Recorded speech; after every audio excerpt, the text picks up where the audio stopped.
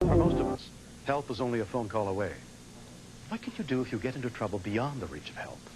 I'm William Shatner. Tonight, true stories of dark despair and unexpected heroes on Rescue 911. We begin on May 19th, 1990, at a campground just outside Gainesville, Florida, as an afternoon's adventure turned to tragedy. Pretty big down inside? Yes, what I understand. There were 4 other divers plus myself. We were all certified divers going out to have a good time. Instructor Jackie Galvin, along with 4 friends and former students, had driven to a remote campground to go scuba diving in a freshwater spring. Spring hopping is when you go out and you're just going to see what the basic springs around here have for the diver. We were looking for just a general shallow spring that's fairly well open. We wanted to see a bubbling spring. Lead the way, Jack.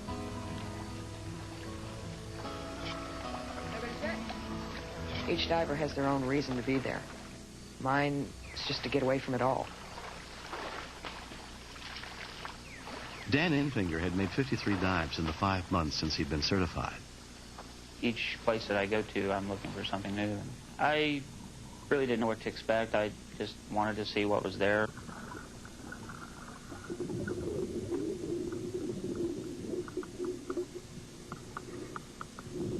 The spring was fed by a system of caves and tunnels which lay more than 40 feet below the surface. The crevice is the first part that we went into. Straight down, because it's so shallow all the way around. It was a little tight, but not bad. At the bottom of the crevice, there's a line of rock on one side, and there's a cavern opening on the other side. One of the things that you're always told when you're an open water diver is never to penetrate caves. None of the 5 divers had the specialized training or equipment needed for cave diving. I could see that it went back a little ways, and I wanted to just look inside the entrance and just see what was there. I noticed that Dan was looking at the cave entrance, and I just shook my head no. He gave me the okay sign, and everybody else looked like they were doing fine. I pointed to my gauge and up.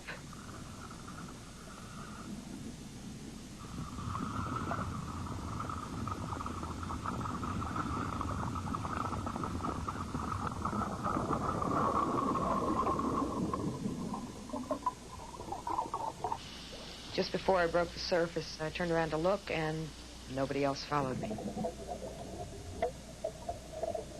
I knew they were going into the cave, and there was nothing I could do about it. 2 divers had just moved up a little bit and looked at me, and at that point is when I seen one go in. It seemed like that's no big deal. You know, it's really clear in there, and that's when I went in. I was quite mad at that point. I've told people over and over and over, there's nothing in there to see except dark. There were a lot of bubbles coming up, so I didn't have any real concern that they were out of air or anything. I figured they'd be right back out.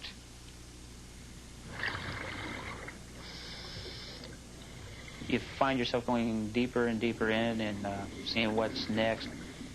Chris was leading, showing around different crevices and things.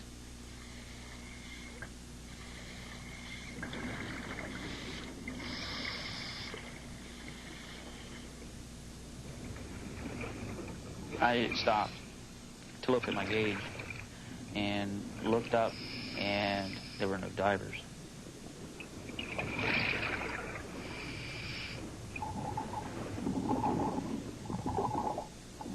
Our flippers had stirred up everything that was behind us. A cloud came over all of me. I couldn't find the cave walls.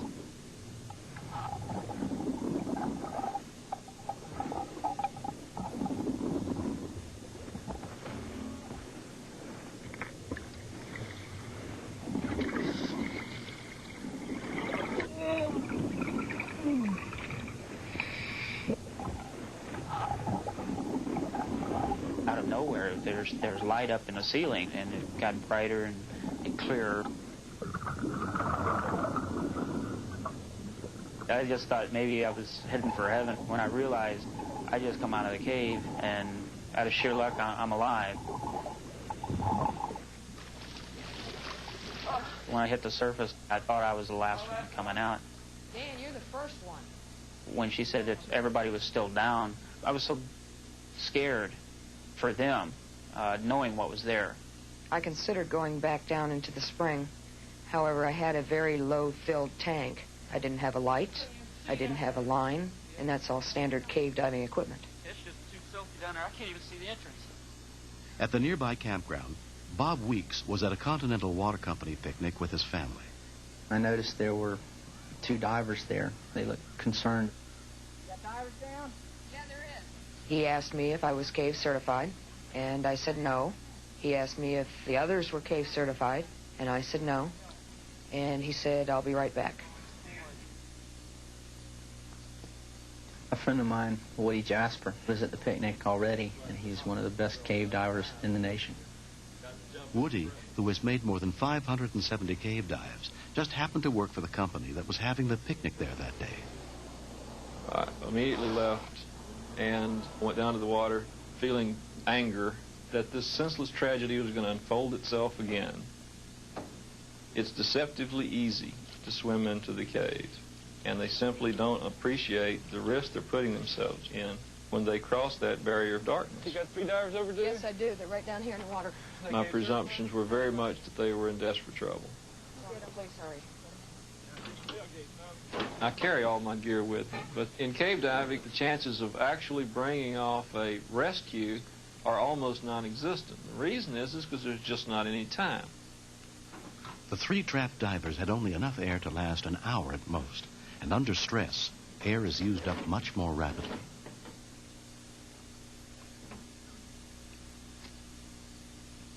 As long as we had bubbles, we knew there were divers alive. I'm going, please hurry, please hurry, please hurry. The time had been closing on an hour since they had gone down, and even though the cave in relative terms is fairly shallow, that's still an awfully long time for open water divers to be down on a single tank. I turned to Dan, and we just kind of looked at each other. The bubbles had stopped. Some people said, well, what's the use? They've been down too long. But we had a chance, and Woody knew he had that chance. That's why he went down.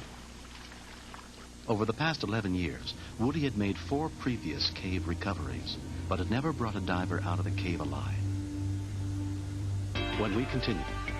I had a strong feeling that if the mask and snorkel were there on the bottom, at least a body, if not bodies, were going to be directly over.